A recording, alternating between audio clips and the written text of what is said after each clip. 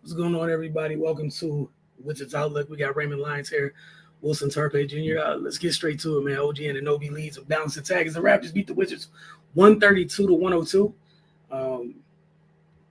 Ray, you want to start this one, or you want me to share a couple? Man, yeah, let's not waste no time. Okay.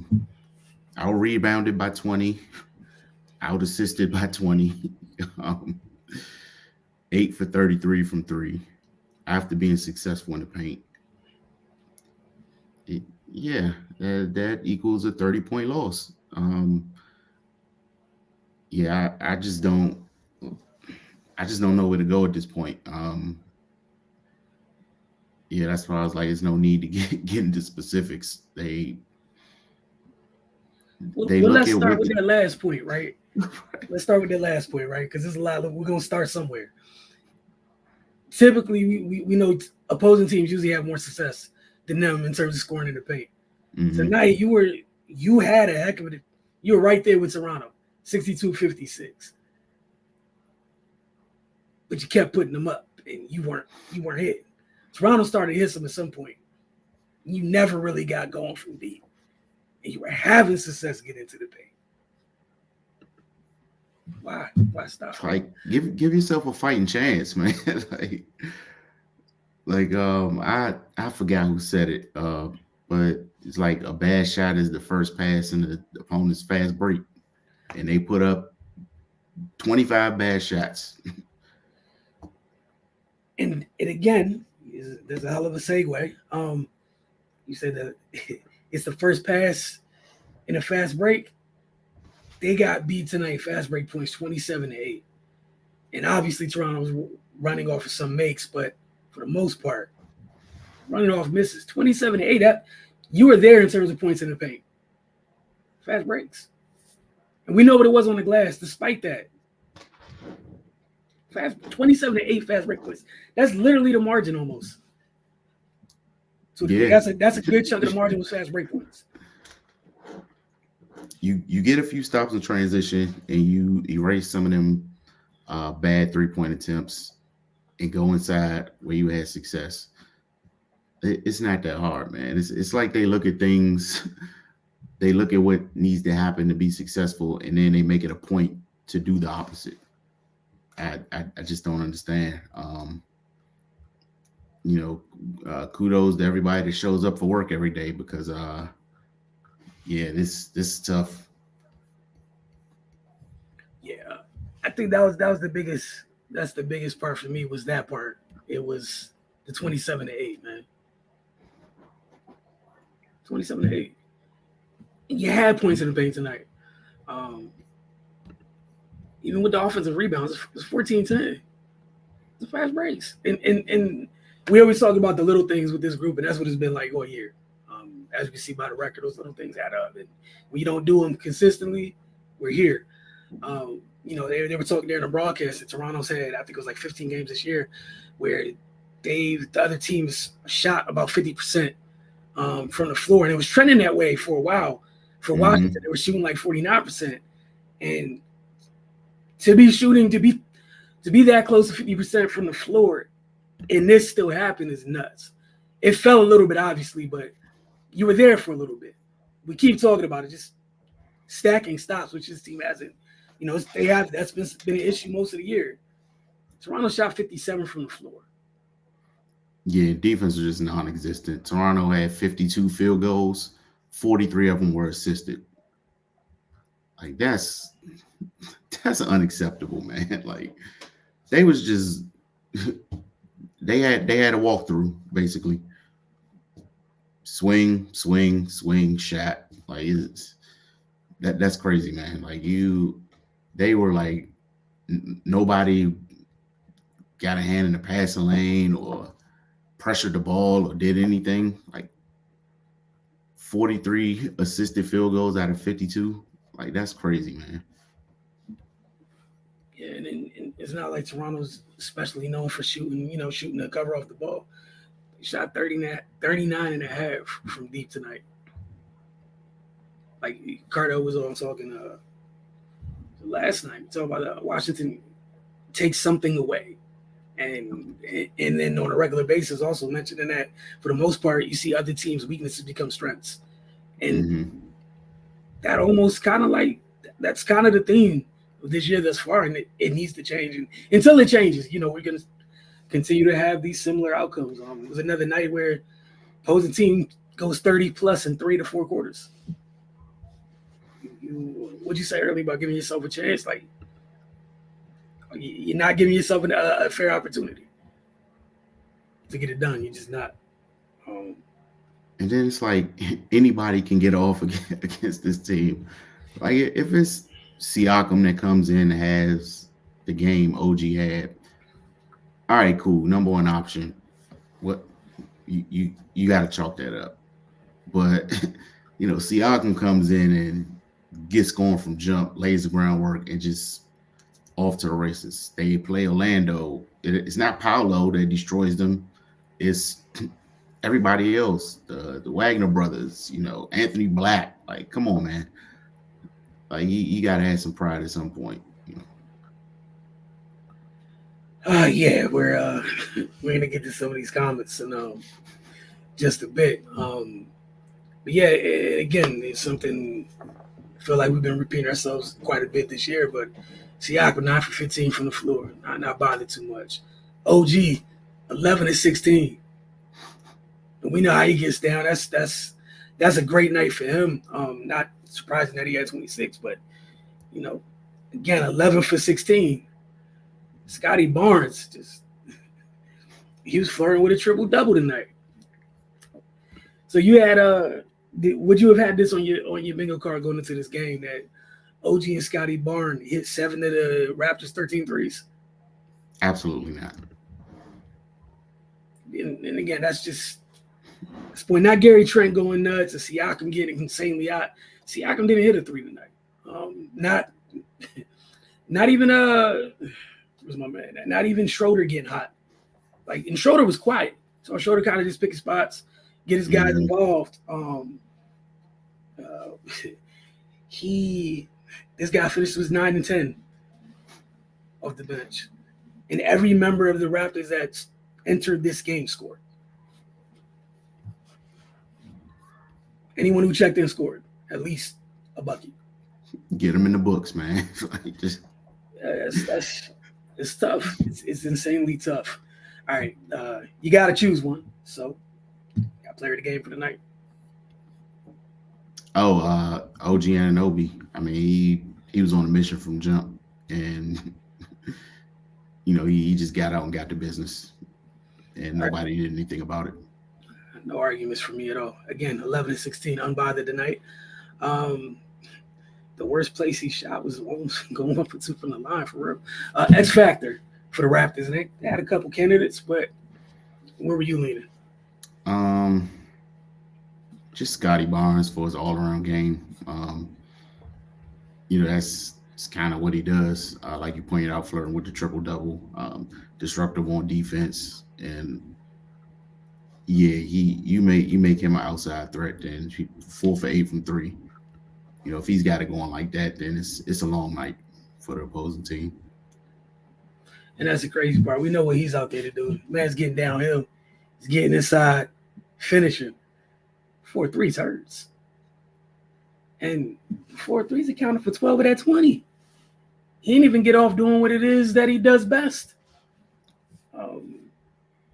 It's tough. They didn't. Little to no resistance there. We're going to get to these comments. Let's put this at the bottom here for you guys. So we just have to score up as a reminder. All right, Blizzy Baby once again starts. This team is sad. There's no hope for the organization. West needs to go. This coaching needs to change. A lot of people need to go. If you want West to go, cool. Phil Jackson and Red Auerbach not saving this. So I just don't know why we start at West every time. But, I mean, after this type of season, and everybody's obviously on the chopping block. And again, we came into this year talking about it was an opportunity for many people in this building because it's a new regime. So from wherever you want to look at, again, I think the 3 people that are kind of chill is the new director of basketball operations, the new GM, and Bilal Coulibaly. After that, man, like, hey, get real shaky. like, assessments all around. Assessments all around. So again, like, this is the part of it when, like, everyone sees what the Pistons are going through, right? This is the part of the rebuild nobody likes. Like, I think for the most part with fans, you don't feel it until it's your team.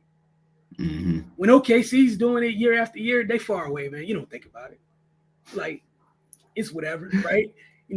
Orlando going through what they go through, where they'll have, what is it for Orlando? It's like every 15 years they get the number 1 overall pick, have success, the player leaves, they go back to expansion team life for a little bit, nail another number 1 pick, 7 years of success, 8 years, oh my God, I hate this, another number 1 pick. Like, they got a nasty cycle, but it's been a while. Like, I know Washington hasn't won a championship or whatever, but we got to go back to whenever John was drafted. It's been a while. Like, it's been a little bit. And even then, like, you had a couple years, like, there was like overlap with Gil and John. There was some overlap. It wasn't fully ended at cut ties. Oh my God, what is this? Then John. It was a little overlap, so y'all kind of skipped it. This is it. This is. Oh boy. This is ground zero. And again, you don't think about it until it's your mob. And then it's hard to get through that year for sheer stuff. We play the Pistons, they're gonna break their losing streak against us. I don't know. Some got to give that night. I don't know. Yeah, like somebody gotta lose. I have no idea, because like they're down bad. Like both groups just, I don't know, man. He finished up his diatribe tonight with a plain and simple, we suck, no IQ. Hard to argue. It's a long year, right? What is it, 5-25 now? Yeah. PXPS, a trash basketball team who plays without defense except for 2 players. Denny and Bilal try to keep in defense. West is considered defensive coach, so where the hell is the defense? He can't play for him. And I'm pretty sure he's not telling them to do what they're doing on defense. So, yeah, at some, like, I honestly can't even put all of this on him. I mean, of course, he's the coach. He's going to assume some responsibility, but guys on the floor not giving any effort, making simple mistakes, not rotating, not communicating, fouling for no reason, not boxing out. I mean, it's only so much West can do about that. When you got 1.5 players on your roster that are fully committed to that end, this is what it looks like. So, yeah, something's got to give at that point. Yeah, that's the other thing. You kind of waiting for like just that pride for everyone on that end of the floor to kick in. Like, sick of this, not having it. And I'm not saying people need to go out there, commit hard fouls or whatever, but I'd probably add Gaff to that list too, where he's busting it. Oh yeah, 2.5, because Bilal and Denny, Bilal and Gav bring it every night. Denny is the half. Everybody else, nothing. And that's the thing is, and I'm not saying they're over 500 or anything else like that, but we don't even know where it's at, because it's not even if you got bad defenders, right, but there's maximum effort on that end, they'd have more than 5 wins. Some of this stuff gets covered up just by trying. Like you can't have multiple games getting out rebounded on the offensive glass by 20. You can't tell me you're trying at that point. Like, if you're trying and still getting dominated like that, you don't belong in the NBA. Plain and simple. So either they don't belong or they're not trying. Either way, it's bad. It's not a good look. And again, we'll see what happens as the year goes on. Like, what is this, 30-game mark? You got 50 games left. We'll see before we even get to the deadline We're gonna see who finishes the year here. Again, it's assessments for a lot of people. I'm gonna keep going back to that. I think there's 3 people that are gonna be here going forward. One of those people's on the roster. The kid's fine. You're going through what you're going through. It'll be ups, it'll be downs. It is what it is. But I don't think there's any immovable contracts over here. It's nothing. This.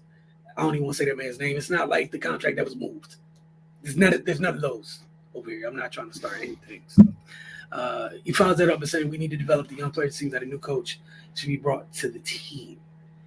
We also got to keep the buck, man. Like the goal is right. Your goal, and I'm not saying exactly what happened, but you would assume that probably is to add another lottery talent to this group. And you hope that the next lottery talent that you add is somebody who can go forward and grow old, not grow old, but grow with the guy you took this year in the lottery. Mm-hmm. And that's your hope. And I'm sure part of the other hope was that some of these guys that you gave an opportunity to, some of these veterans, like, that even though they're not super old, but in this NBA, they're vets in Kuz and Poole. You're hoping that those guys took advantage of the opportunity, right, and showed that maybe they could lead a group. The 30 games, you're probably leaning towards no on that, right?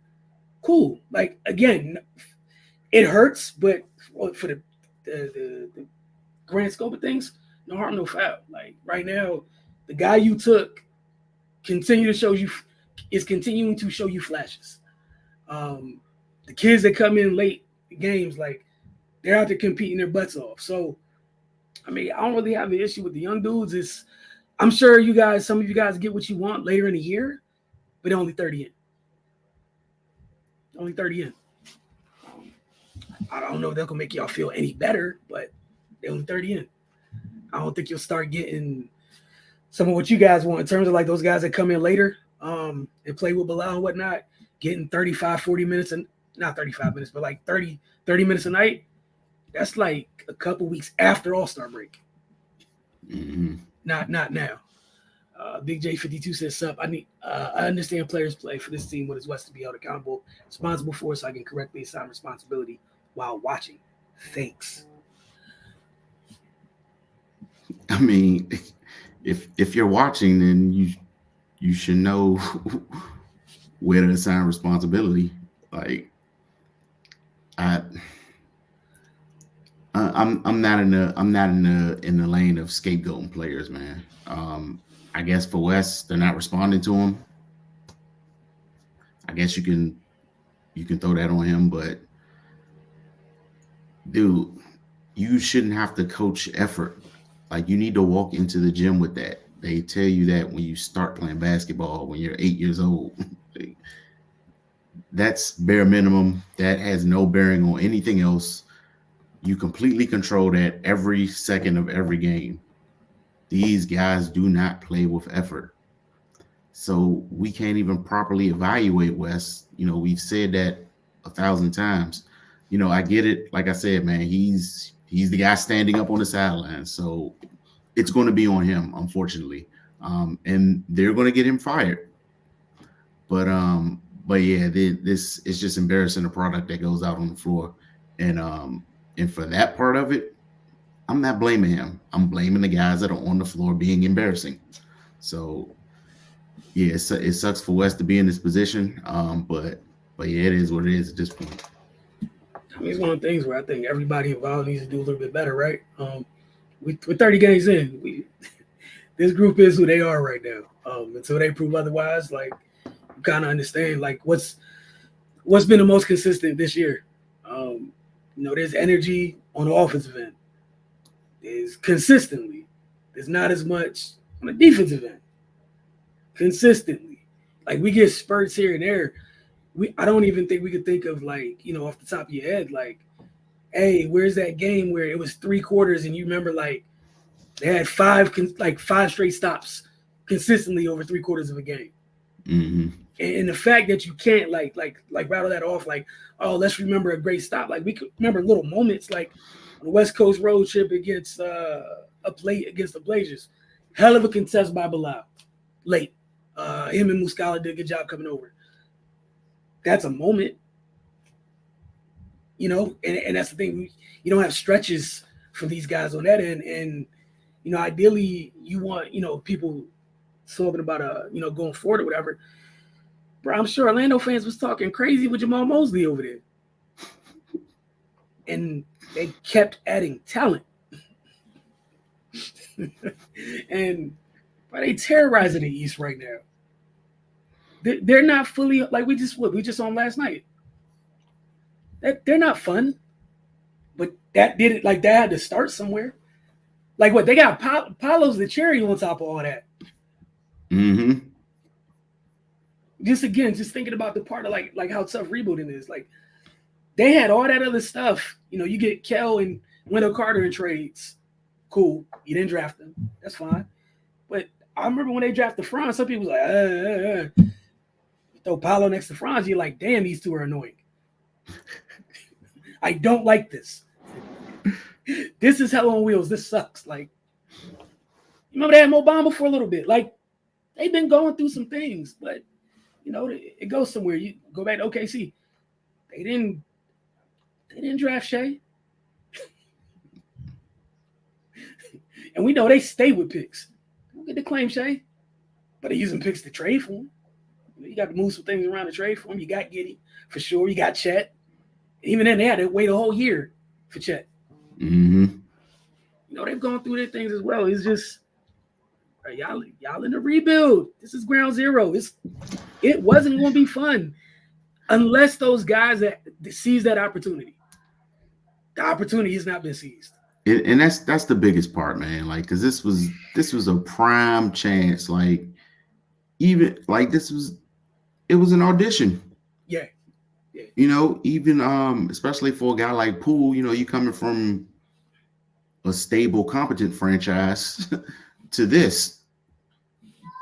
The thought on your mind should be, I need to do something to get out of here, or I need to make the most of this. He's done neither, because with the way he's playing, nobody's asking for that, and he's not taking advantage of his opportunity. You know, you're in a new city, with nowhere to go but up, and somehow it's gotten worse. So and Kuz as well. You know, he's he's been wanting to prove that he can be a leader and he can take on that role, but he hasn't seized that opportunity, man. And it's, you know, luckily he's already on a decent contract, but coming out of this, your options going to be limited, buddy. Not only that, but like now you kind of unfortunately because of the opportunity that was presented to both of those young men, you're gonna be put into a box now, like for sure. Like the lid's closing on a box in terms of somebody acquires you, whatever, they want you to do specific things here on out. Like you had a chance for both of you to be like, hey, we could be pillars you can build around. Mm-hmm. And it's okay. Like that's not for everybody, but there was an opportunity. That was the opportunity laid ahead. There's an opportunity for a lot of folks on this roster, right? For Bilal, your job was to come in, learn. You're a kid. Come in here, learn the NBA. So you can go in the off season, obviously get your body right, and come back for year two ready to attack, because physically and mentally, you got a foundation, right? The good, the bad, and different. Throw them in the deep end, get it over with, right? There's gonna be losses you're gonna take, and that's part of it. For everybody else, like you talk about somebody like Kisper, like his opportunity be more, or is a rotational player? Where in the rotation are you? Mm-hmm. Are you? And I'm not and I'm not saying this is who he is, but like, in terms of are you giving folks enough to take you out of, not to take you out of a possibility like, oh, is he specialist? Is he? You know, is it more than that? What exactly is it? You had questions about a lot of guys at different places in their career going into this year. Opportunities for a lot of folks. Denny got the bag, and that's great. However, were all the questions answered? Like, are there no more questions on him? Nah, that's not nah. It's just like that part's secure. However, we 30 games in. There are questions. A lot of these guys had opportunity to kind of answer some questions, let everybody know where they stand, where they are, where their footing is in this league. And this was also a side of it. Like this was also an available option where they are right now. Wasn't an option anybody wanted, but this was an option. The other option would have been something I'm sure everybody would have loved, but this is where we're at through 30. Yeah, and you brought up a great point before we got on about Gaff. Somebody might look at that and be like, "Hey, man, we could use some of that." You know, he's holding it down with defensively with nothing around him. So, you know, send him to a team with a couple guys on the perimeter who just need that backbone, that support. Then you might have something. And even, you mentioned Gaff, even talked about somebody like, there was an opportunity for Tyus too. Hey, can you run a group as the guy as a starter? Like, we know what you are in the rotation. You are impeccable at your job in the rotation. Hey, the guy's out at the 1. Can you hold us down? For sure. No questions asked. But the opportunity was, can you be the guy at the 1 to lead a team? And, again, I thought it was opportunities for everybody on this roster.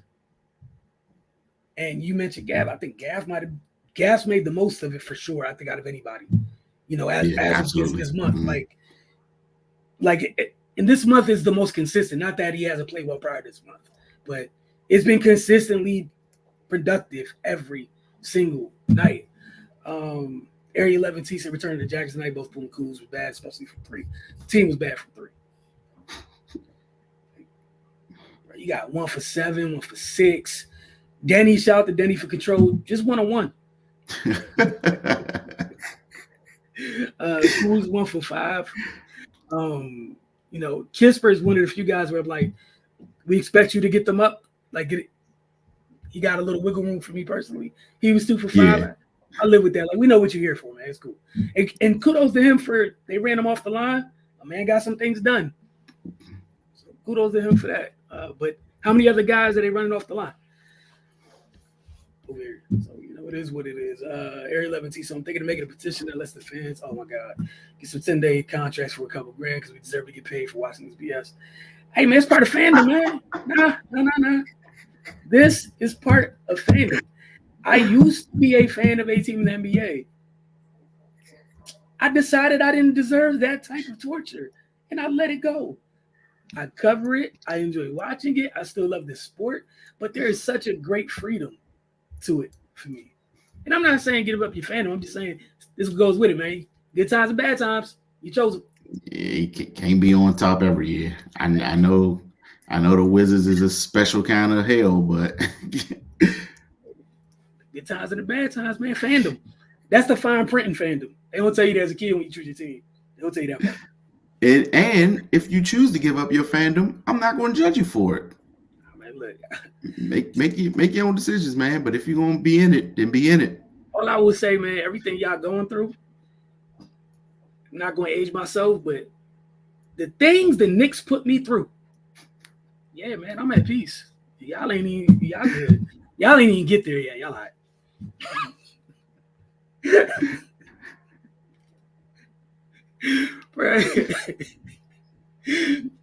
For me, it was like what's it called? It was like a Rowan and a Coyote. You know how the episode was going to end. It was just how did it end. You know how it was going to end. And then, sir, who was meet. We know how it ends, man. It's all good. But y'all will be all right, man. We'll see y'all in a couple nights. They take on the Nets. But again, just another lost opportunity. Toronto came in, handled their business and capitalized. Washington failed to do so. They get another chance. Was that game 30, the 31st game of the season on Friday? We'll check in with you guys after that one.